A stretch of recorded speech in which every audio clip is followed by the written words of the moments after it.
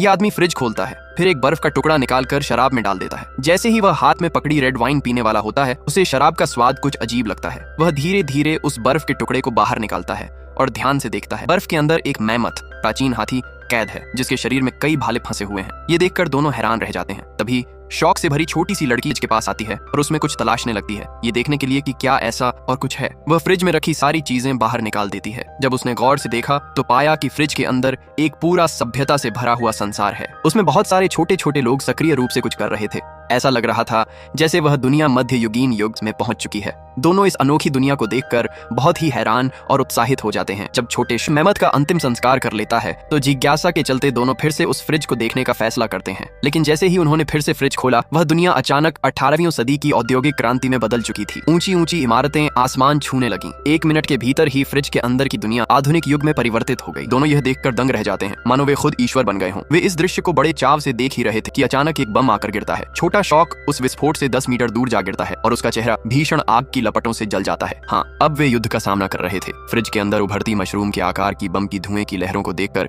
छोटी मेह का दिल टूट जाता है।